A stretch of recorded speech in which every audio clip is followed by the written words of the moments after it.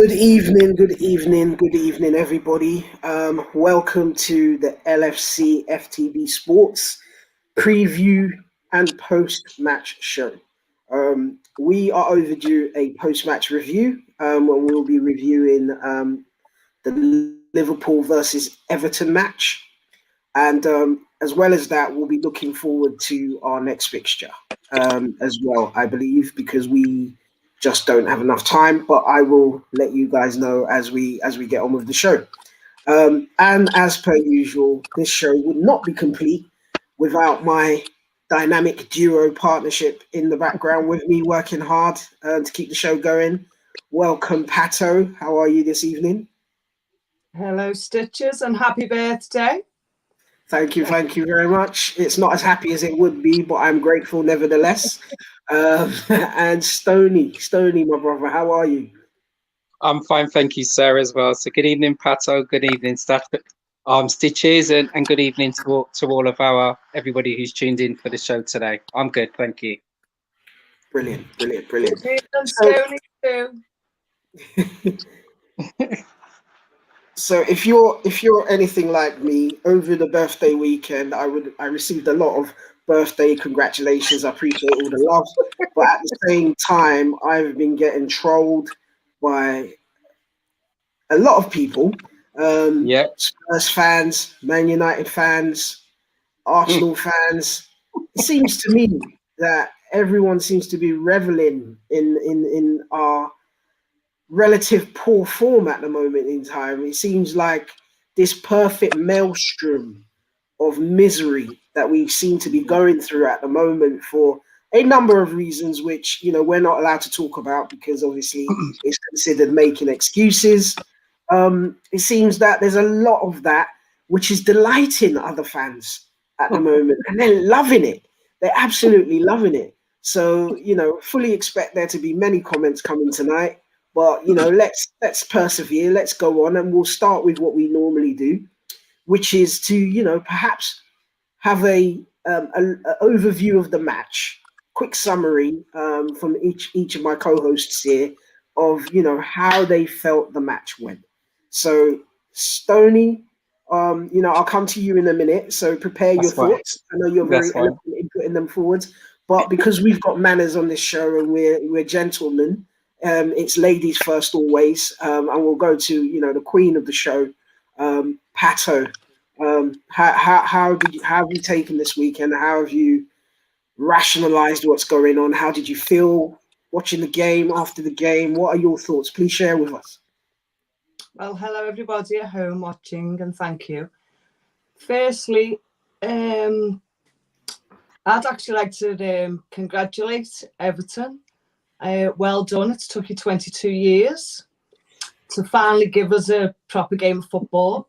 I'm the type of person that don't like to win easy. Anyone who knows me will know that I am quite competitive and you give it all you've got. So it actually was refreshing to see a decent Everton side. And it took half of our team. At the end of the day, they knew they could come. We had no fans. They didn't have their fans. That was a bonus for them. And we didn't have half our team. So what did I expect? Yeah, that's fair. That's fair. Stoney, do you echo the same thoughts? What are your thoughts? Again, the referee, we had, decisions against us again. The first goal, that was mistakes from...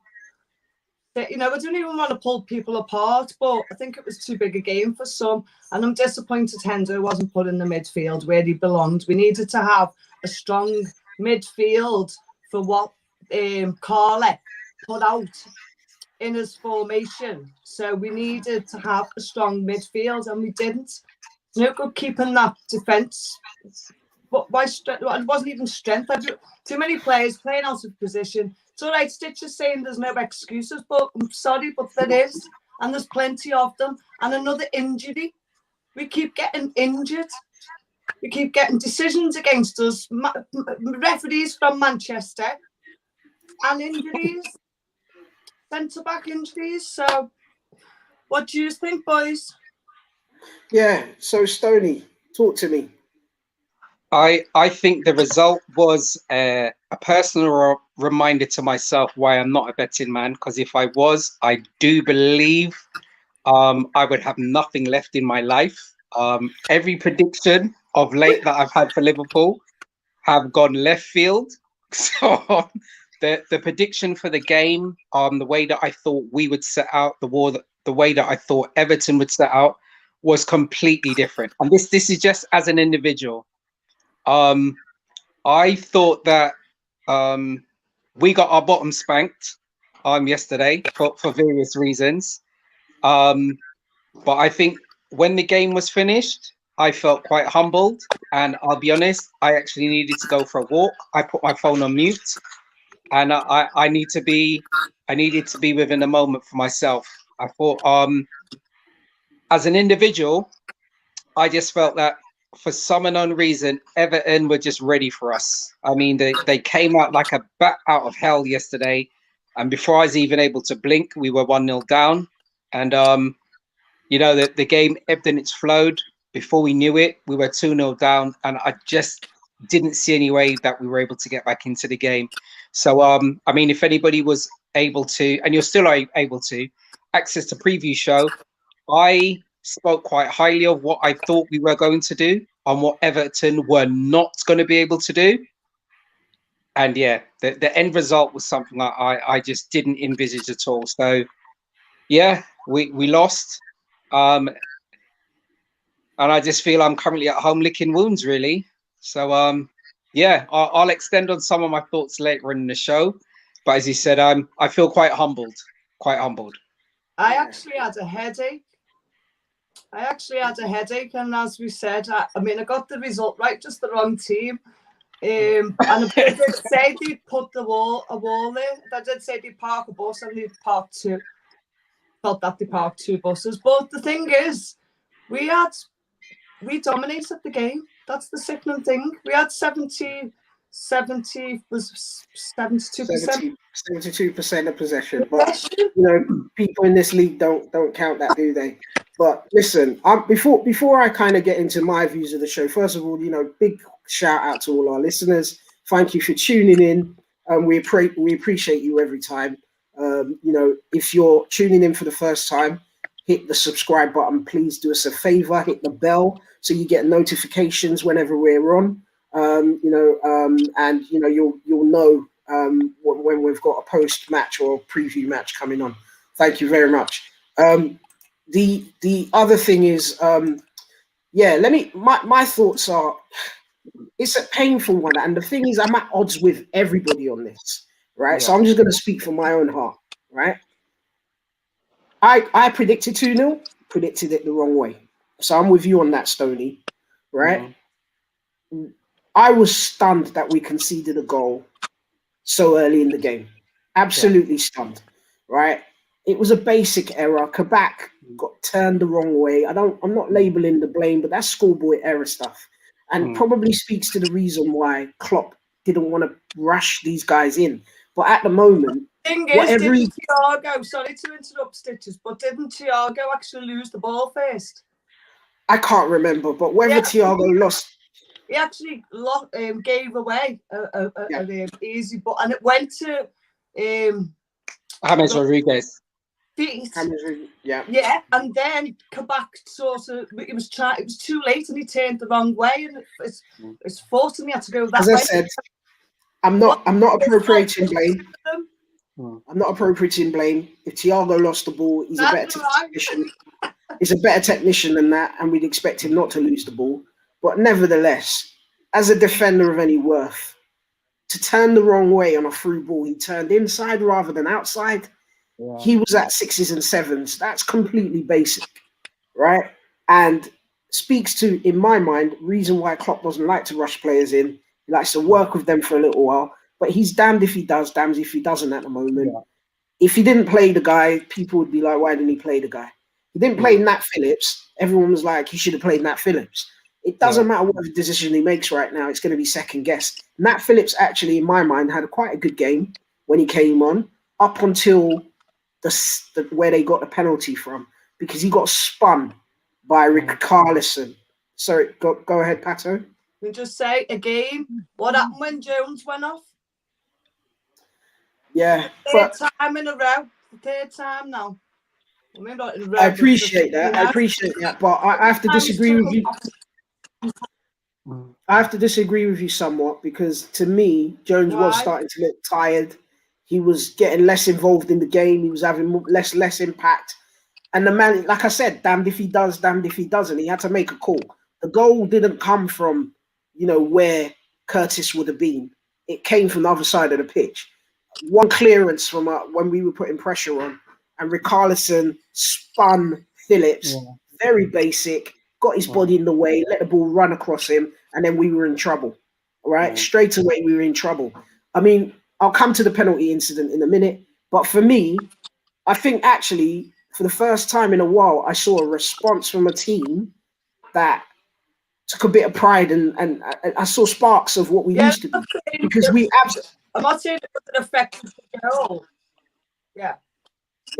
We absolutely went at them after that, right? And for the majority of the game, and the way we came out in the second half as well, I've heard pundits say we didn't create anything, we didn't do this, that, and the other. How many saves? Who was man of the match? Does anyone know who man of the match was? No, did they give it to Pickford? They gave it to Pickford. So please explain to me how the goalkeeper becomes man of the match when we didn't create anything. Right? Because that was one of the accusations. We're not creating anything. The amazing save he made from Henderson to palm that round the post. And there were a number of chances that we made, and he absolutely 1v1 with Salah. Salah tried to put it, and he just absolutely cat-like reflexes. Pains me to say, but the guy has been the protagonist in every game we've had with them this season. In the start of the season, he took out Van Dijk, which has been pivotal. And in this game,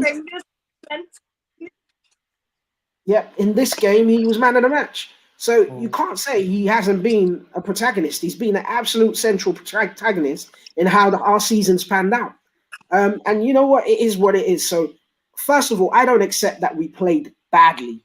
I think we started badly, and I think we ended badly. But I don't think that, for the majority of the game, and I've said this for the last 3 weeks, I actually think we're starting to perform well. But there are unfortunate sets of circumstances that seem to keep happening in games. And it's reminiscent of when Klopp first started, right? And guess what we did when Klopp first started and we were facing things like this? We went and bought a goalkeeper. We went and bought a world-class centre-back, right? And look what happened. Our fortunes transformed. And those players are not here. We all then went out and bought a world-class defensive midfield player. Again, not available for us to select. So to say that, we should be doing better, why? What's the evidence to do that, given what the situation is? But again, there'll be rival fans that deem this as excuses. So anyway, that's how I read it. Now, let's get on to the penalty, because we've got some comments here. First of all, before we go there, James Hughes, thank you very much for your comment. Hey, Pato Girl, Wellesby. I'm assuming this is someone you know, Pato, that's giving you a shout out on the call here. Pato, I think we might have some technical difficulties there. So we'll progress. So let's go on to the penalty, right? We'll go on to the penalty. So we've got a question here from Adam Morris. Adam, thank you very much for your question. Oh, wait for that. It's a colleague. Right, okay, there you go. We've got Pato back. Thank you very much. Wellesby, okay, brilliant. Good to have your friends supporting you on the show. So moving on to this comment then, which leads us nicely to the second part of the show in terms of what we want to talk about. With the penalty, I think if Trent tripping the striker hadn't led to him not getting to the rebound, then it wouldn't have been given. Right, so I would assume from what Adam Morris is saying, Adam is suggesting that Trent purposely tripped the striker, or Trent actually tripped the striker. So, I'll share my views on that afterwards, but I would like to get your thoughts on it, Pato. Do you, first of all, think that it should have been a penalty? Do you think that Trent tripped the striker? And do you think that Calvert-Lewin would have got to the ball before Alisson if he hadn't been tripped, even though he was already stumbling? What are your thoughts? No, he didn't trip him up. Right. He didn't trip him up. And I think Calvert-Lewin knew full well what he was doing. And what I was saying about where they were taking Jones off, Everton come back in when he took Jones off. I do think it did affect Everton anyway. They got stuck right back in. But Calvert-Lewin was always going to try and get something. And I'm not being funny, Salah went down a bit easily on 2 occasions that I didn't like. Calvert-Lewin the same. No, it's all, they know what they're doing. They know what they're doing. You know what they're doing. We know what they're doing. We know what you're doing.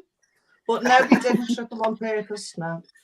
Okay, so no penalty from you. What about yourself, Stoney? What are your thoughts? Do you think it was a penalty? Do you think it was a trip? Do you think that Calvert-Lewin would have got there first? It was a strange situation, and as he said, when it happened in real time, I immediately said absolutely not. I attempted to watch it. I'll be honest, I probably tried to replay it probably about 7 times, and it was a strange scenario because in real time you can see the pace that Calvert-Lewin had in him to obviously keep up and advance past Trent to obviously get towards Alisson with the shot. The thing that I was trying to think about, I know football's changed. I get that. All right. So Trent's tried to obviously win the ball. He's down. He is not facing in the direction of Calvert-Lewin. Trent does not have eyes in the back of his head. All right. So he's seated on his bottom and he's facing towards the goal and towards Alisson. Calvert-Lewin has obviously used, whatever experience he has to continue with his flow and then falling over Trent, and it's been given a penalty. Now, I'm going to be honest, I was absolutely fuming. Absolutely fuming. I think the only thing that I was thinking is that football's changed so much, and we've seen it. The slightest touches by any forward playing player, they're going down in the box. I mean, I've tried to watch it, as I said, up to 7 times. I still don't believe it's a penalty. Unfortunately, I'm not a ref. Unfortunately, I don't work in VAR. So my opinion, unfortunately, counts for nothing. But I still don't believe it's a penalty. Trent was down on the floor. Calvert-Lewin's advanced and got over him, and he's won the penalty. So I don't know. Is that part of modern day tactics? I have absolutely no idea. Mate, no idea. I no longer know what is the rules, what's a foul, what's not. I'm totally confused, especially where we're concerned. I mean, we're dealing with Liverpool on this show, so we speak from a Liverpool perspective. I was absolutely stunned that was given as a penalty. I was even more stunned that the referee was called to go to VAR and still maintained. I know. And to me, it seemed like he couldn't wait to confirm it was a penalty because he looked for about 2 seconds. Like penalty. His mind was already made up, right? For me, you're absolutely right. Trent has slid into block a shot, right? He's gone forwards. I actually think it's a foul on Trent. Calvert-Lewin absolutely knees him in the back of the head, which a head injury or a head blow should be considered serious foul play, right? So I was expecting him to get sanctioned, Calvert-Lewin to get sanctioned. For it to be given as a penalty, I was absolutely stunned. Absolutely stunned. And I've watched it over and over again. If you watch back to the early part of that sequence, watch the referee, because he starts sprinting back with Trent and Calvert-Lewin, and he's not actually watching the ball. He's watching the two of them. And he looks across and he's saying something and pointing something. I don't know what it is, but it's a bit weird. It's a bit weird, right? It's a bit weird. Now, that's not to say we would have won the game, right? Because we were 1-0 down at the time. We were pushing for an equalizer. But to suggest that that was a penalty, for me, is outrageous. Anyway, let's leave it, right? Let's say it was a penalty. Where I'm really annoyed and I'm really confused as to how VAR or decisions are made is, if you remember against Newcastle, we had an incident against Darlow, which was quite similar, where Mane's jumped over the keeper to try and get to a rebound of a shot, right? The keeper's reached around and grabbed these legs and held him for a couple of seconds and then let go, but enough to delay him from getting to the rebound, where they then clear it. And that's not given as a penalty, right? So can someone explain to me the difference between the two situations? And that is where I completely lose my shit. Pardon my French. Because the inconsistency is consistent. If that makes sense to you, break that down.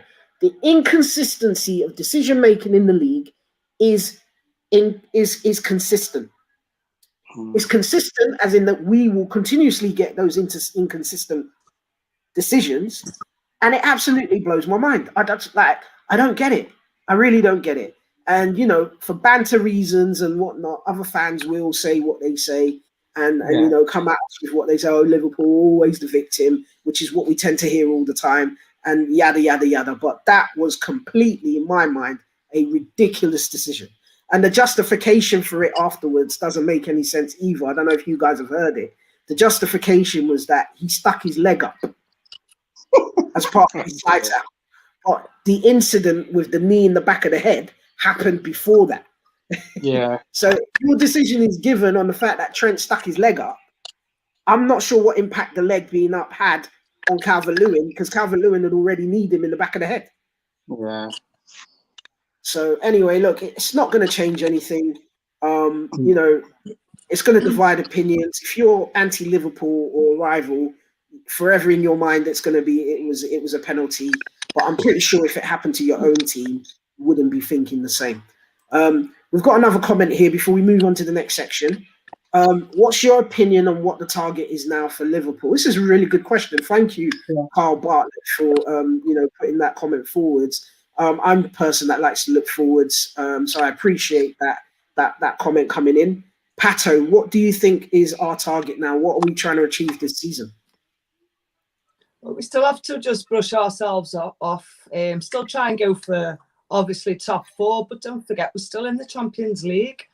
We could still achieve that. Why not? Why could we not win that? If that's just something to concentrate on, because if we don't get top 4, we better win that, or we won't be in Europe next year or next season. Yeah. So what about yourself?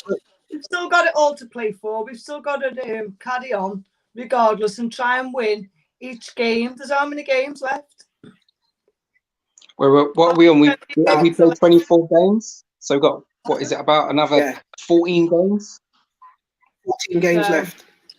There's still a lot to play for. We've still got teams supposed to play Chelsea, haven't we? Yeah. So we've still got all to play for. We've still got to aim for 4th, of course, still aim for top 4. So what about yourself, Stoney? What are you thinking? Probably similar to what Pato was saying. Look, we're still in 2 competitions, okay? So we're still in a good position in the Champions League. We've got our second leg against RB Leipzig, and then we see how we progress after that. And look, we're still in a position of, I mean, it's really strange now, because when you're saying what's our targets for Liverpool this season, I'm looking at it in a different way, right? So we're looking on advancing as far as we can in the Champions League. We're still looking to finish in the best position we actually can in the league. And we're also looking to try and integrate some of our new players into our club, and hopefully be able to have some of our players that have been out through injury to actually return back to in our club. So I think there's a lot that we can actually look forward to in terms of targets. We'll probably be looking to be a little bit more consistent now, and for various reasons we haven't had the results that we wanted to. So I want us to obviously get back to winning ways as well. I mean, that may well be that the coaching team may have to look at making adjustments to our formation. You know, I know last season we played the 4-3-3, we played the 4-2-3-1, we played the 4-4-2 at different periods of times as well. And if for various reasons with the current players that we have available that we're not functioning as well as we would like to in the 4-3-3, we may well have to look for different formations, because those players that are injured are out. They're not coming back for now. And what I wouldn't want us to do is rest on our morals, and then we find that we're waiting for those players to come back and we're just too far off, as you said, challenging for Man City, or too far off coming in a position to qualify for the Champions League. So I mean, what have we got? We got Sheffield United and Fulham next. Come on, boys. We have to do something, at least get some points from that. So yeah, testing moments. Testing. So my view on it is I love this question. I love this question because for me, I look at it and I think to myself, and this will upset people, don't care. Right? I don't care about the FA Cup, don't care about the League Cup, don't care about those domestic trophies. I'm sorry, I just don't. Right? For me, those are opportunities for us to play our youngsters, and that's the only reason I'm upset that we might be not in one of those tournaments. It's all about the league and Champions League, as far as I'm concerned. In the league, you have to admit, to try and chase for the title now is almost impossible. It's virtually impossible. But I still think the top other three positions in the top four are out for grabs. Second, third, and fourth, I'm not convinced by anybody right now. Right? I think it's still tight up there. I think there's still enough games for someone to go on a run and really make a difference. Will we do that? Really hard to say. Really hard to say. But I think it's very important that we try and make the top four. I think being in the Champions League next year for a number of reasons is of huge importance for us, fiscally and in terms of our development plans, in terms of improving the team and bringing in new players. I think being in the Champions League, and I said it before, LFC are European royalty. Write us off at your peril when it comes to that competition. Right? It doesn't matter who gets pulled against us. I'll put it to you like this, and Klopp said this. It doesn't matter who we get drawn against. They will not want us. You understand? There is nobody in that tournament right now that is saying, I want to get drawn against Liverpool. I guarantee you that. Nobody in the tournament right now is thinking, when they do the draw, if we manage to get past Leipzig, which we're only halfway through, I don't want to be presumptuous, but nobody in the draw is thinking, give me Liverpool. Right? So that tells you everything you need to know. Regardless of whatever is going on with us, nobody wants that. You understand? So for me, Champions League is a must for us to try and do something in, because potentially it could be our only way back in if our form doesn't change in the league. Because the winners get a place back in the tournament, don't they? If I remember correctly. Is that not right? Yeah. So that could well be the case. So look, here's the thing. Right, this is what makes me laugh. It's been a season of biblical plague has struck. Right? Catastrophic unseen injuries have struck. Right? Yes, everyone didn't get a preseason, but nobody's played the amount of games we've played in the last 3 years for the preseason to really matter, right? As much as we have. We've had unprecedented things going on. Klopp has lost his mother after some, from what I hear, long-term illness, which has to have an impact, right? We've had unprecedented decisions going against us in the league. But guess what? We're still in the hunt for top four, which I don't believe how we're still doing that for a start, right? And then the other thing is this. I see everyone getting gassed about Everton winning, after 22 seasons getting a win at Anfield. That record got broken in this crazy season. I see, the record of losses at Anfield in a row since 1962 or something like that being broken. I see all of these records. But the thing that I love the most is I love the fact that rival fans are reveling in our maelstrom of, disgusting things happen to us, and they're reveling in the victories that they have. But I know that deep down in their hearts, they know that this won't last forever. Yeah. Right? Players will return from injury. The pandemic will get handled. Fans will be back in the stadium. And guess what? You're going to have to face the real LFC at some point. And there will be a reckoning. There will be a reckoning, right? They tried to talk about Klopp leaving, right? Klopp turned around and said, are you mad? Right? I'm so up for this. I'm so up for this even more given how things are working out. So all I'm saying is enjoy the moment. Rival fans, media, whoever you are, enjoy the moment. But our time is coming and I will be there because it's going to be so sweet. You understand? It's going to be so sweet. Anyway, look, let's do some comments because I've ranted on and I'm emotional about this because, it's my birthday. I've had a few to drink and, I rep my club, whatever. I don't care what anyone says, right? Tottenham, the Hotspur Hustler. Thank you for your comment. harsh penalty. Trent's intentions were to block the shot. I fully agree with you. I fully agree with you. We've also got another comment here from him, which says, if LFC don't win anything this season and do not qualify for Champions League by finishing in the top 4, what does that mean for Klopp and for LFC as a club? Excuse for a rebuild? So I'm going to take this one first, and I'm going to see what you guys think. Okay. If we don't qualify for the Champions League, what it means for us as a club is that it's going to be fiscally bad. But I feel like we have the owners that have planned for this in terms of how fiscally prudent they've been. So although it will be bad for us, we can survive that, right? This team, in my mind, still has another season and a half, maybe 2 seasons left in it, once they all come back together. What does it mean for Klopp? Nothing. The guy's got the keys to the kingdom. He leaves if he chooses to leave. It's as simple as that. And I don't see that happening, right? That's the other thing. And for LFC as a club, excuse for a rebuild. We don't need an excuse for a rebuild. The reason Klopp signed a new contract was exactly to do that. Rebuild the squad, ready for whoever comes in and takes over next. So that's already in process. So there's absolutely no worries. What I will say is this. If LFC don't qualify for the Champions League, right, it's going to be worries in the dance for the rest of the league, because we won't care about the Europa. We're going to be fully going for the Premier League. And I can expect every team to take a beating like they did last year, right? Because these boys are winners. They are mentality monsters. They're having a downtime at the moment, but they will be back. It's what they say, innit? Class is permanent. You understand? Class is permanent. So that is a nightmare for the rest of the league, us not qualifying for the Champions League, because that means our attentions aren't divided. Do you understand? It's fully focused on the league. That's my perception. Pato, what are your thoughts on that?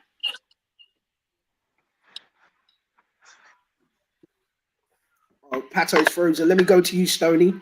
Yeah, that's Stoney, fine. what are your thoughts on that? My thoughts are probably mirrored to what you were saying as well. Okay, it is not the end of the world. The fact that Liverpool are on everybody's lips, the fact that people can't really sleep at night. Happening, but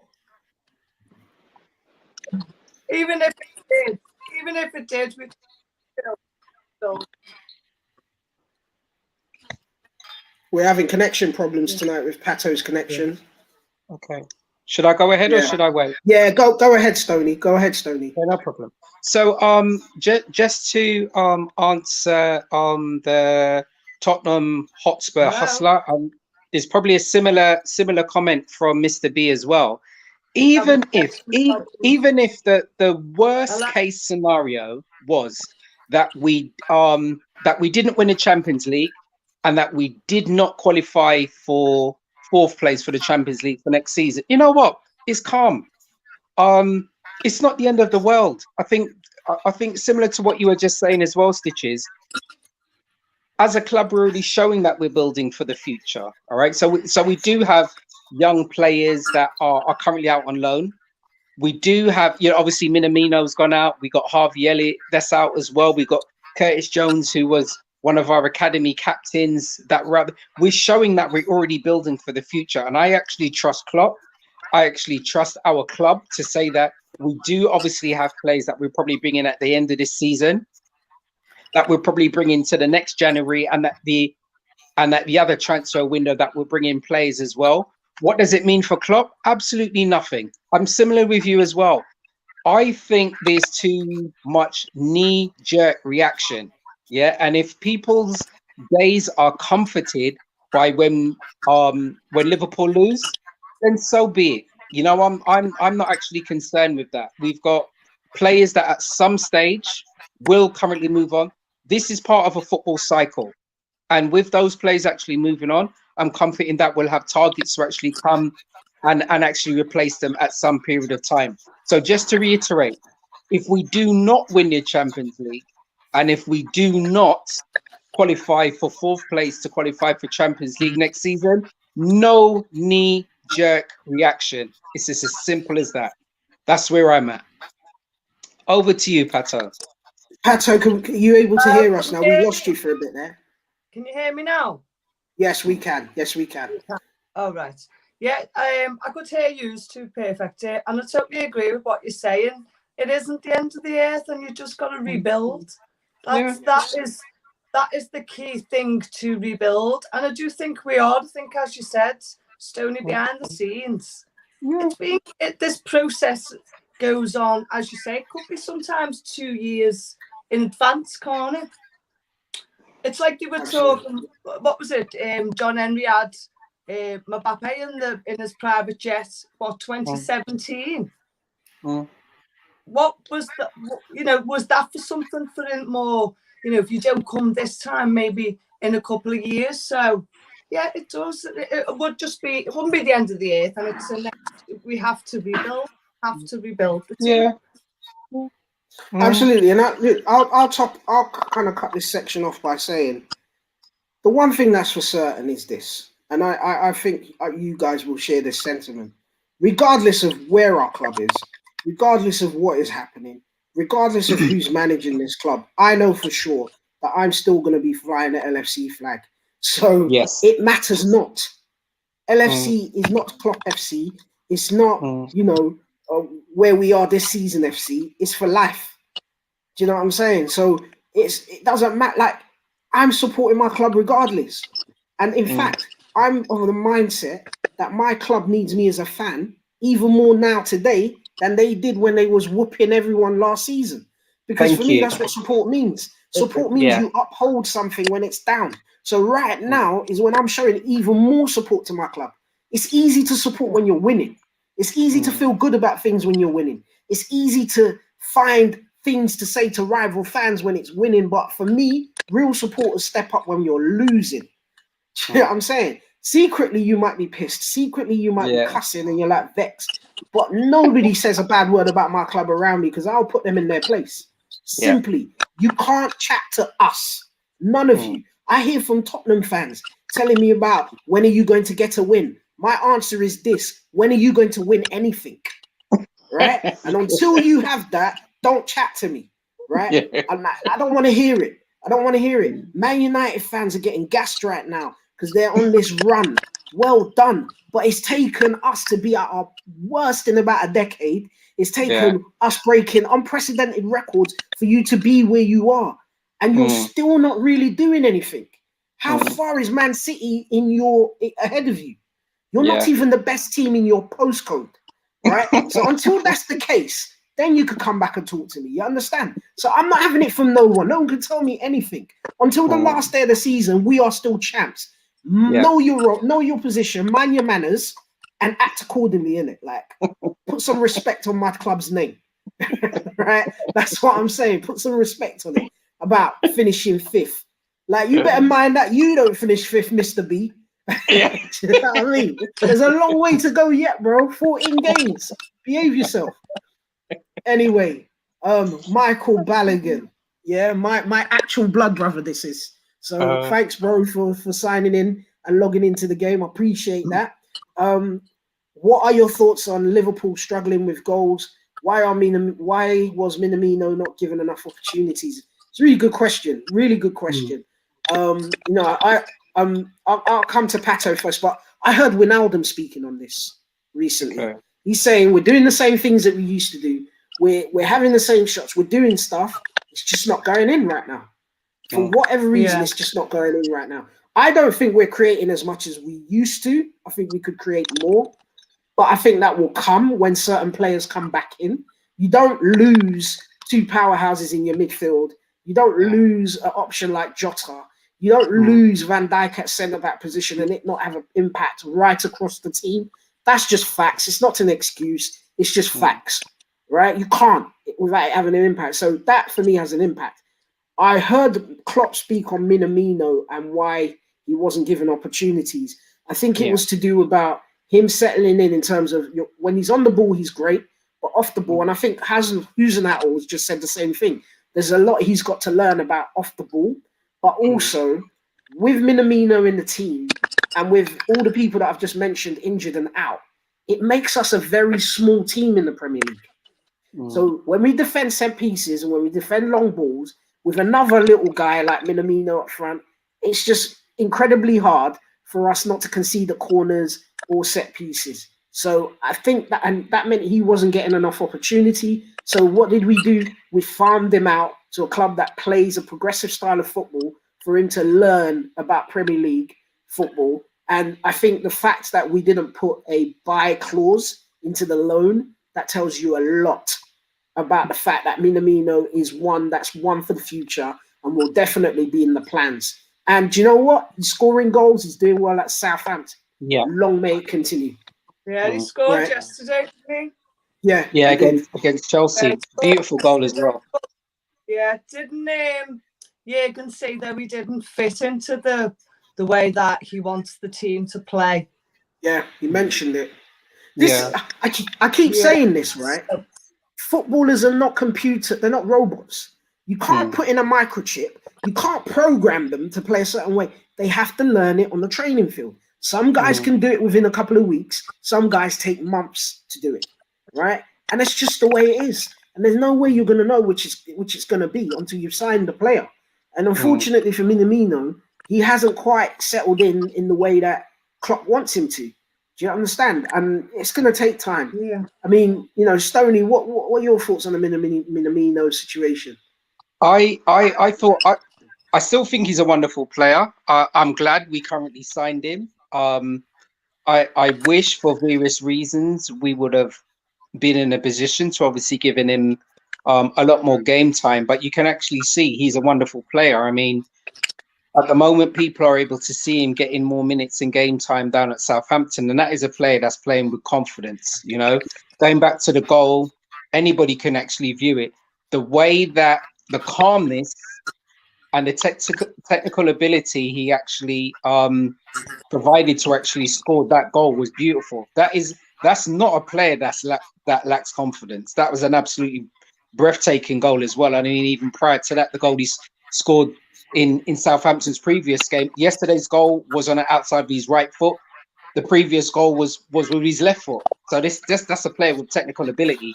And he said the main thing is he's still contracted to play for Liverpool. He's just currently out on loan. So that will obviously do himself a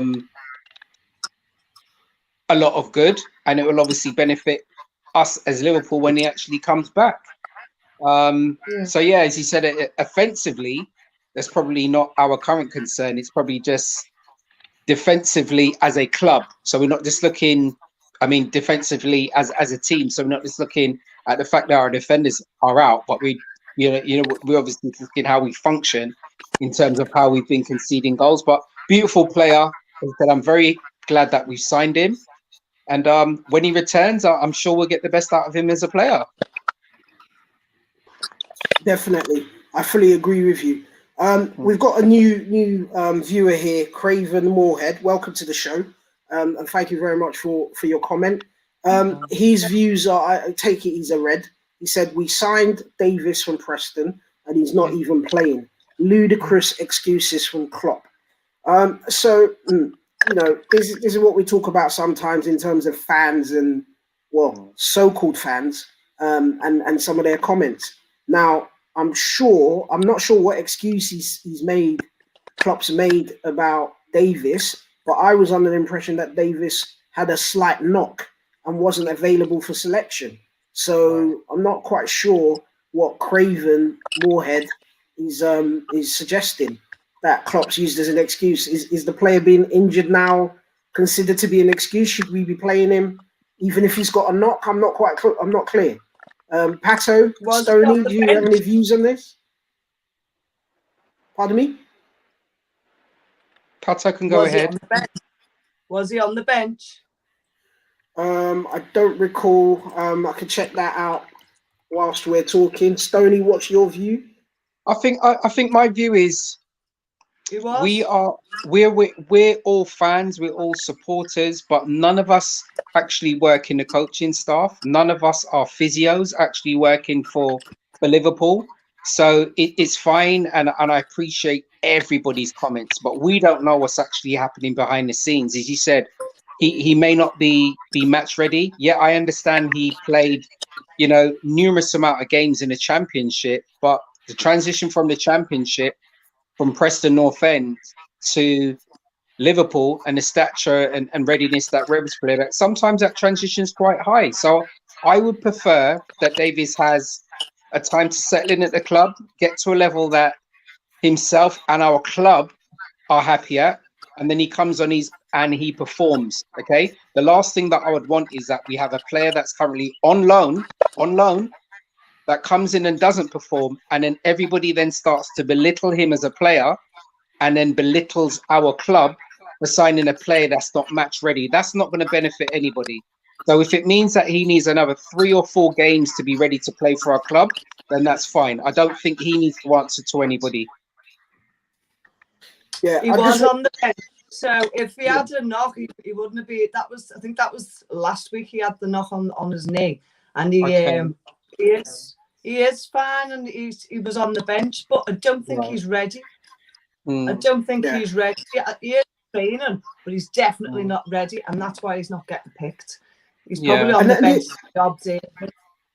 And the comment, and the thing is this: we're so threadbare in terms of squad at the moment that players are on the bench, but they may well be carrying knocks. So Klopp has this thing where you've got to have trained 2 full training sessions with the first team before you could be considered for selection for the game. So you might be on the bench just because we've got no bodies at the moment, right? Sure. But you're actually not got playing. I know that he did that last week with Keller.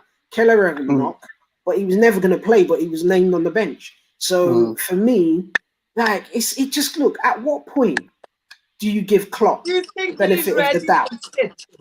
I don't think so. I feel that where we are right now is that our hands are being forced in terms of what we need to do, right? I don't think that we're picking the team because it's, here's who we really want to pick.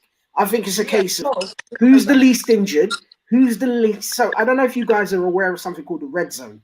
The red zone is where the physios look at the load in fatigue in players' muscles, and then they say these players are at high risk of being injured, right? A lot of our players are currently operating in the red zone, right? So in usual times, the physio would be saying this player's in the red zone, and if we have other options, we've got to play them instead of that player. But right now, everyone's in the red zone, and we don't have the choice, right? Which is why players keep getting injured, right? So for me, him being on the bench is no indication that he's ready. It's no indication that he's fit. It's just an indication that he's another option that we have to put into the squad because we may have to call on him, right? Everyone was banging on about Caban playing. We spent X amount of money on getting this player on loan. He's meant to be a really good player. It's clear to the eye that he's not quite ready yet. But again, we're forced to play him. So, fans can either use their intelligence and look at these things, or you can carry on knee-jerking and upsetting yourself and feeling emotional about whether a player's playing or not. That's just, each to their own. And you could call it excuses if you want, but facts can't be changed. It is what it is. The Tottenham Hotspur hustler has asked another question, which I think is a good question. What are your thoughts on VVD returning from his ACL injury? Normally, players don't return the same player from such an injury. I think that sports science has moved on. I think that at Liverpool we have cutting edge sports scientists working with the squad. Klopp himself has a degree in sports science, so I think VVD will have the best working with him, and I think we're not going to take any chances with him. I understand that if you look at someone like Naby Keita, who's been getting a lot of injuries since Christmas, he's been on a specialist training program to bring him to a point where he's going to be ready and be robust for us as an option. So I think they're going to be very careful with it. That's my view. I think he will come back as normal as possible, but until he gets on the pitch and kicks that first ball or plays a few games, we aren't going to know. So I'm not going to be able to answer that. My thoughts are that I'm positive about him coming back. Pato, what do you make of that? Yeah, I think he, what you've just said is so true. There are some great back team staff there that look after the boys regarding their injuries also.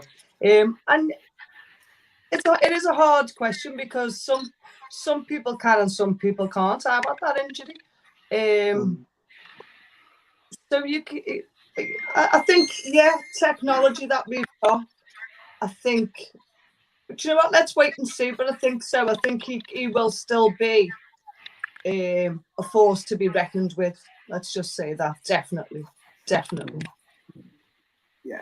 Hopefully. What about yourself, Stoney? What's your thoughts? Do you think he's going to come back not the same player? I feel like the rest of the league are saying these kind of things more in hope. Yeah. than in reality. More, they're hoping he doesn't come back. Yeah. Exactly. And you know the thing is, as you said, it's a serious injury. And you know, I can only extend on what Pato was saying as well. And what you've said as well, Stitches. Virgil van Dijk has been a long-term investment for us as a club. So I think it's important not to actually rush him back. And the thing is, even if that ACL injury does have a long-term effect on him as a player, he'll still be 90% better than all of the so-called exceptional players in the league anyway. So, Real you know, talk. woe betide everybody when he does actually return. As you said, the question is an exceptional question, but there's also a lot of hate out there as well. And also the hate from other fans and it's not from this person who's put this message in. So it's not from the Hotspur hustler. I'm not talking about you, okay? Because your question was exceptional. But I'm saying there's also a lot of hate out there, and that hate relates to we've been able to purchase Van Dijk, and he's been absolutely exceptional, okay? And I do also believe that he would still walk into any team globally. So the fact that he's not there, there's also a lot of private hate to say that he's actually not there to represent Liverpool. So, you know, we'll take our time. If it means that he's ready to return to us for the next season, then, you know, we have to look after his health, long-term health, and he'll come back and we'll do what we have to do as a club. So take time. I don't want us to. I mean, the thing is, if it means that we're not as successful as we'd like to be in the Champions League for this season, or we're not as successful as we'd like to be in the league for this season, but for next season we get all of our players back. You know, we've got targets that the club are looking to bring into. Then, as you said, listen, all of those teams that are having your little moments right now and all your little players, yeah, tune back into this podcast and our YouTube thing for next season, okay? And we'll wash that little bitter taste out of your mouth.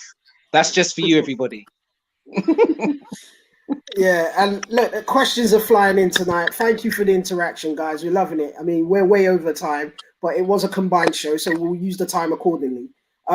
Zacchaeus Forbes, aka Amandi Juma. Hi guys, Amandi Juma here. I will ask again, as I do each week. I know it's become a regular question. Has the hunger gone from success, and are the players burnt out? I will let you guys address this first because I address it the same way every week. But Pato, do you think the guys have lost the hunger? Do you think they're burnt out?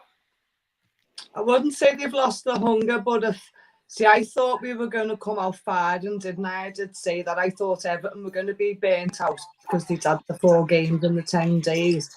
But maybe actually the Champions League game on Tuesday maybe was a little bit tougher on our boys than it looked. You know, so I think we are getting a little bit fatigued, definitely.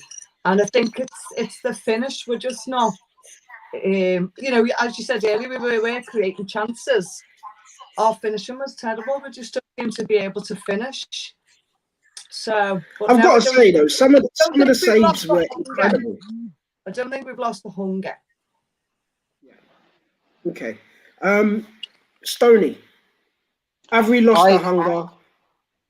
I think that's a really good question from Amandi as well, and I think the thing is, I don't think we've lost our hunger. When you're talking about burnout, I think the thing is, if anybody's squad is depleted, it means that the players that are available naturally have to play more games. And the knock-on effect for that is that they will then suffer from fatigue.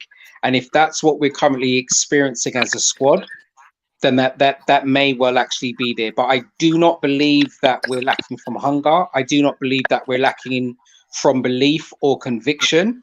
It may just be that the squad has been depleted and players are playing or having to have more game time than they would naturally have been required to do. But I do believe the hunger still remains, and I do believe that we'll actually see that in the next few games. And if it's not, then we'll see that next season. I think at the moment, and I know the last few shows, it's clear out there because it's not just us three that I've mentioned it now, right? About the injuries that we currently have. I would say judge us when all of our squad's back. All right, judge us. All of those other fans out there. Judge us there. Judge us there. And then I think we can have more of a rational conversation. But I don't believe the hunger's gone. And we may well be currently experiencing fatigue. And that's where I feel at the moment. Yeah, I don't think, Stoney, that any of what you said will be accepted by the people posing these questions and the rival fans, right? Yeah. It does not suit their narrative. In their minds, they just want to know that LFC's dead right now. That's it. Yeah. They don't care that who's out, who's not, if it's our proper team or anything. They don't care. Right now, they just want to crow about us being popped down and losing games. So this is why sometimes I know on Monday, and I know where the questions come from. We've had several discussions, and I mean, it actually leads into his next question, which draws comparisons to Dortmund, right? And what happened. I think, look, if you, because he thinks I only ever speak from emotion, right? So let me be rational and break it down. Even though I don't agree with him, I don't think that we're burnt out in terms of the hunger being gone. I think we might be physically fatigued for the reasons that you've highlighted. But if you want to draw comparisons between the link between Dortmund, yes, there are some similarities, is in that we don't have a deeper squad. They never had a deeper squad.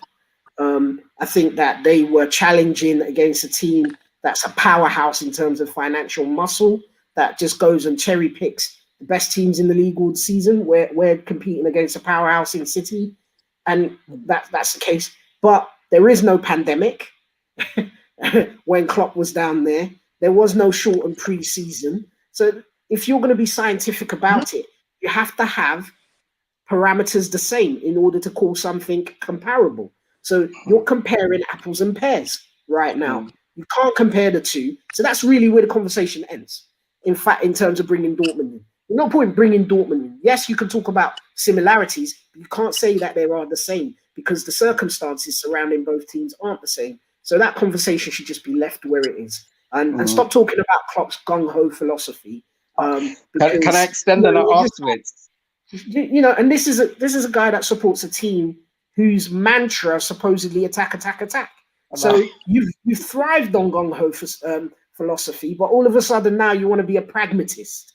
You want to celebrate parking the bus, and you want to talk about being pragmatic and managing your players. Like, please, it's hard for me to have rational conversations where I take people seriously. And look, banter's banter, right? Yeah. But if we're gonna do real talk, let's be sensible about it, right? That doesn't make any sense, right?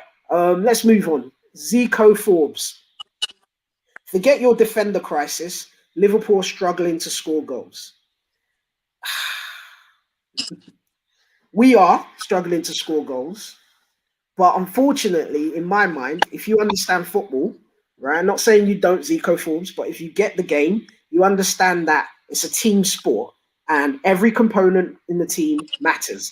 So we can play a certain way when we have Van Dijk, Gomez, or Matip playing in our centre back. We can play quite high up, which means that our midfielders cover less ground, which means that our strikers receive the ball in more advanced positions. We're unable to do that right now. So obviously, it will have an impact. So for me, I'm sorry, my friend, I don't agree with you about forget your defending crisis, because the defending crisis is the genesis of the issues that we have in terms of scoring goals. So that's my response to that. I don't know what you guys think. Do you agree, or do you think he has a point? Pato, do you want to answer first? The whole of what has happened to our defence, it hasn't just changed the defence, it's changed the whole team. Yeah. It changed. Look at Firmino. Firmino's struggling because he hasn't got Hendo to help him. Mm. Hendo has his back. You know, where's he getting his through balls from? Who's passing them to Firmino? No one's helping him to fulfill how he normally plays. So, as you've said, Stitches, some people don't understand the formats of it. So, you know, it is. That has been the biggest blow to our team. It's been horrendous. But listen, guys, we've got to the hour mark. Cinderella, go to the ball. Can I just respond to Zico Forbes' question? Is that okay, if possible, please? Yeah, but can I leave you to it? Absolutely. Thank you, Pato. Thank you. All right, thank you, Pato. Be safe. It's been a pleasure. All right. And I'll see you soon. And you enjoy your birthday, Stitches. Yeah. Thank you, Pato. Thank you very much. Right. We'll have a bevy when lockdown's over. We'll see you soon. Bye, Stitches. Bye, Stoney. Bye. Yeah. Bye. Bye-bye. I think just to respond to Zico Forbes, and I know you were able to respond to that. I think Zico, I'm not too sure what your age is. I'm not too sure whether you consume any liquor or alcohol. I think the closest thing I can say to you in terms of, and your question is, forget your defender crisis. Liverpool are struggling to score goals. I think the only closest thing I could say is, if you go to a bar and you ask for a brandy, you might ask for a brandy and a Coke, right? That means the brandy and the Coke is functioning. At the moment, we're going to a bar asking for a brandy and a Fanta, right? And at the moment, those things ain't mixing. And the reason why it's not mixing, because our defenders ain't there. That means that little drink that you're having ain't functioning how it's meant to function. Yes, what I'm saying. Judge us when everything's all right. Yeah. Judge us when everything's all right. All right. I like that. Listen, Stoney, I don't know if you've got a bit of time, mate. I know we're over the hour mark, but we've got a few questions to rattle through. So let's see if we can get through them real quick. What we got here? We got the Tottenham Hotspur hustler. Do you think Thiago has lived up to expectations, or do you think he needs a season to settle in? I think, for me, I've seen enough from Thiago to believe that he could have a positive impact. I read something the other day which says Thiago is the icing on the cake, right? But right now the cake isn't the cake. Like, it's just like dough right now, you understand? So you can't put the icing on the cake when the cake isn't made. Like, if he came into the team that was made with Van Dijk and Henderson and everyone else, judge him then. Like, he's coming to something where we're makeshift. Every single week, it's makeshift. We're into our 19th, 18th defensive partnership. You know, we haven't played Henderson and Fabinho in midfield with him. Like, we're makeshift. It's makeshift. So I don't believe that he hasn't lived up to expectations. I think that it's just unfortunate circumstances. Does he need a season to settle in? I think it's more the team needs a season to get itself back together again and then go from there. You know, we'll see. I mean, what do you think, Stoney? Regarding Thiago? Yeah, I think it's the same thing as well. It'll take a little while to settle in. You know, I think his performances at other clubs can actually speak for himself. You know, it's just a transition. I think, you know, he's a new player. People are probably looking for him to provide the magic wand, and for various reasons he probably hasn't. But I don't think anybody that's looking at him can question his ability and how good he is actually as a player. So I say give the man time. You know, everybody's jumping on his back, expecting him to be something that, you know, that they want him to be. But he's a good signing. And bearing in mind, remember, he's on loan, you know. I think people actually forget that. He's on loan. No, he's not. Yeah. So, no, he's not, bro. He's not on loan. We signed him on a free. Yeah, well, that's what I mean in terms of that. Nothing there. So just give the man time to settle in. Yeah. So I agree. I just think that, you know, it's a time situation. The squad itself needs time to acclimatize to him. But let's go on to the next one. real quick. Light-hearted question here. When is Anfield going to get rebuilt, or will it get expanded? Any noise being made about that? Yes, I believe that at the Annie Road is going to get an extension. That's part of the reason why we couldn't spend as much on transfers, because we've invested money in rebuilding that stand, and the planning permission has been accepted. And I think that it's going to be, it's going to be happening. So we can go straight on that one. Will Klopp be able to reform the side as Fergie did with his gung-ho philosophy? This is my point. By the way, this is questions. Stop trying to read between the lines. Laugh out loud. Yeah, will Klopp be able to rebuild? Well, we'll see, won't we? We'll see, won't we? Because this is what we are in the process of. This is what needs to happen. I mean, we have an aging front line. Some of our midfielders are aging. And, it will, this is what is in the works, as far as I know. Yeah. Anything to add to those, Stoney? No, probably just extending on what Mondi's actually said as well. It will take time. I think we're trying to predict the future. None of us have a crystal ball.